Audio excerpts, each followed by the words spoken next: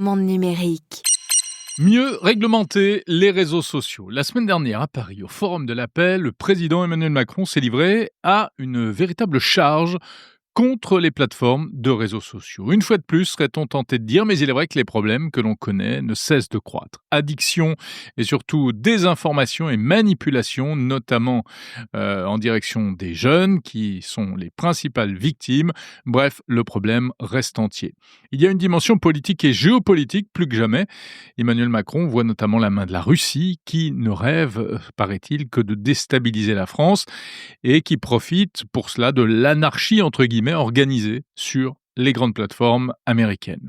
Emmanuel Macron critique le modèle économique des réseaux sociaux. Il s'en prend à mot couvert à Elon Musk, propriétaire de X. Je vous propose d'écouter l'intervention du chef de l'État qui a brossé un tableau extrêmement précis de la situation. Quand on a des enfants qui sont exposés 4h40 par jour aux réseaux sociaux, quand on a les moins de 40 ans qui s'informent très majoritairement sur les réseaux sociaux et de plus en plus, quand on a ce temps d'exposition qui s'est accru pendant la période Covid et après, quand on a depuis 2 ans maintenant l'IA générative qui arrive dans nos démocraties, on ne peut pas faire comme si tout ça n'avait pas totalement changé, parce que les gens qui nous informent, par lesquels on s'informe, ne sont pas des médias libres et indépendants. Et la confusion est là. Et c'est pas parce qu'on va chercher l'information par ces réseaux, qu'ils soient TikTok, X, Instagram ou autres, qu'il n'y a pas un énorme problème à la clé, c'est que ces gens n'ont pas sélectionné l'information comme des médias, ils ne l'ont pas vérifié comme des journalistes, mais surtout, ils n'ont aucune responsabilité quant à cette information qu'ils me donnent, et ils ne sont pas faits pour partager de l'information. Et notre bêtise est là. C'est-à-dire que ce sont des plateformes qui sont faites pour vendre de la publicité individualisée. C'est comme ça qu'ils gagnent de l'argent. Ils ne gagnent pas en vendant un numéro de journal ou un abonnement. Ils vendent de la publicité individualisée. C'est pas un crime, juste c'est l'inverse de l'information. Et pour bien vendre la publicité individualisée, ils doivent accumuler des données sur les gens et les vendre avec un consentement approximatif à des tiers qui vont payer très cher cette publicité, des annonceurs. Mais surtout, ils sont mus par un processus qui est de créer l'excitation maximale, qui créera le maximum de trafic pour maximiser leur page de pub. Et donc, tout l'ordre de mérite qui fondait nos démocraties, un rapport à l'argumentation, la vérité, est complètement mis en l'air. Puisque l'argumentation est moins forte que l'émotion, et l'émotion négative est plus forte que l'émotion positive, puisque c'est elle qui crée le plus d'excitation. Donc qui maximise l'efficacité économique du modèle, tel qu'il est conçu. Et c'est exactement ça. Et ça, c'est un processus de dégénérescence démocratique. On a fait n'importe quoi. Et c'est ce qui fait qu'aujourd'hui, on a des scientifiques indépendants qui montrent qu'un jeune Français qui crée un compte TikTok, sans aucune caractérisation, qui tape le mot islam, au bout du 3e contenu qui lui sera soumis, sera exposé à un contenu salafiste. C'est ce qui fait que je vous défie, ouvrez aujourd'hui X en France avec un contenu libre. Si vous ne tombez pas immédiatement sur des contenus d'extrême droite, c'est que vous êtes mal organisé. Et des contenus d'extrême droite français ou du monde entier. Et de toute façon, ces plateformes ont décidé de rompre la neutralité informationnelle, puisque le possesseur de celle-ci s'est engagé dans le combat démocratique et l'international réactionnaire. Donc, ce ne sont plus des lieux où on peut s'informer. Et donc on a besoin de rebâtir des anticorps démocratiques exactement comme on l'a fait pour ce qui est de la France au 19e siècle face à la presse. Parce qu'à l'époque, on avait une presse qui s'achetait très bien, mais il n'y avait pas de déontologie, il n'y avait pas de responsabilité des éditeurs de presse, il n'y avait pas de profession qui s'était organisée. Et donc on doit reprendre le contrôle de notre vie démocratique et informationnelle en régulant.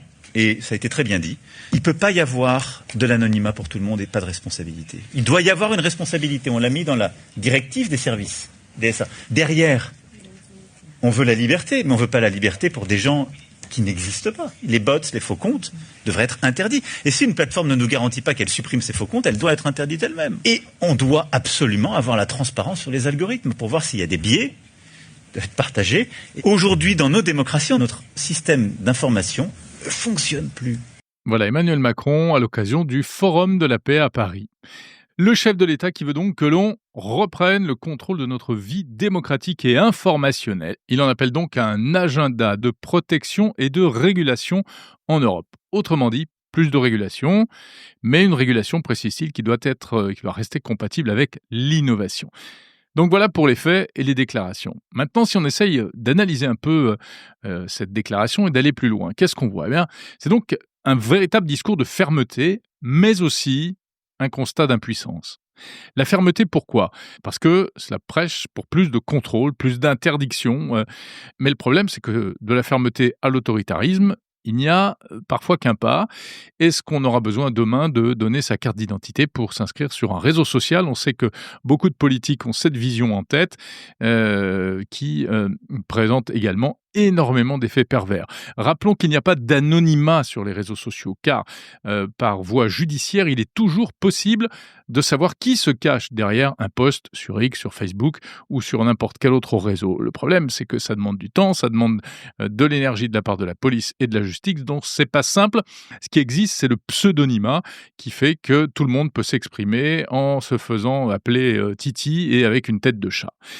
Les grands réseaux sociaux aussi sont accusés de privilégier les contenus les plus clivants par leurs algorithmes, en les faisant remonter, quitte à ce que ce soit les plus dangereux pour la cohésion de la population. Et ces réseaux qui se retranchent pour cela derrière leur statut d'hébergeur. Ils n'ont pas l'obligation de contrôler en amont tous les contenus publiés, contrairement à un média qui, lui, est un diffuseur au sens des premières lois sur Internet, notamment la LCEN. Mais enfin là, je vous parle d'une époque antédiluvienne. À une époque, cela dit, il avait été question d'inventer un troisième statut précisément pour les réseaux sociaux, celui d'accélérateur de contenu. L'idée, c'était d'imposer quand même un minimum de responsabilité à ces plateformes. Mais bon, les projets de loi sont un peu fracassés contre le mur de la réalité économique et politique. Ça, c'est pour l'aspect régulation.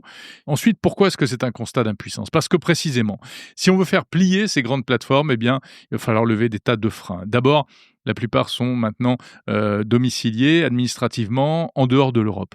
Pourtant, en Europe, on a maintenant le DSA, le Digital Services Act, cet arsenal réglementaire qui potentiellement est très puissant. Mais le problème du DSA, c'est que c'est carrément l'arme nucléaire. Et si on appuie sur le bouton, on s'expose immédiatement à des représailles. Car il faut remettre tout cela dans un contexte global, géopolitique, qui va bien au-delà de ce qui se passe sur nos écrans de smartphone. Et oui, car les représailles, elles viendraient de la part des Américains, coucou les droits de douane à la Donald Trump, et aussi maintenant, on le sait, de la part des Chinois, ça c'est pour TikTok, sous forme de mesures de protectionnisme diverses ou variées. Enfin, Emmanuel Macron dit une chose, il dit « ce ne sont plus des lieux où l'on peut s'informer, les réseaux sociaux ». Et là, je ne suis pas d'accord et je pense que c'est faux parce qu'aujourd'hui, c'est vrai qu'il y a des torrents de boue sur les réseaux sociaux, mais cela reste néanmoins de véritables canaux d'information entre les contenus produits par les médias mainstream, les médias traditionnels eux-mêmes, mais aussi des médias que l'on pourrait qualifier d'alternatifs qui ne sont pas tous subversifs pour autant, et sans compter même des témoignages directs, des déclarations publiques directes, etc. Donc si les réseaux sociaux, malgré tous leurs travers et leurs utilisations parfois perverses, demeurent aujourd'hui encore des canaux d'information et même garantissent une certaine forme de pluralisme. C'est fini, on ne reviendra plus à l'ère du journal télévisé et de la parole unique. Le tout, évidemment, c'est de savoir s'informer, de savoir trier le bon grain de livret, de savoir reconnaître les faux contenus, maintenant les fausses vidéos, les fausses images, mais aussi les faux écrits, ou simplement les contenus manipulatoires qu'on nous propulse sous les yeux dans un objectif précis. Lorsqu'on voit apparaître sur son fil X ou TikTok des dizaines de faits divers ou des dizaines d'images d'enfants bombardés qui suscitent évidemment l'indignation, il faut savoir se demander qui est derrière tout cela, à qui tout cela profite-t-il? Et pour cela, il n'est pas question de régulation, mais plutôt d'éducation, de sens critique, apprendre à s'informer comme un journaliste, apprendre à penser contre soi-même parfois. Et ça, aucune loi contraignante ne pourra y faire grand-chose. Alors vous allez me dire, c'est une manière de renvoyer le problème vers les individus, vers les consommateurs d'informations, oui, mais c'est aussi une manière pour les individus, précisément, de conserver leur liberté et leur libre arbitre.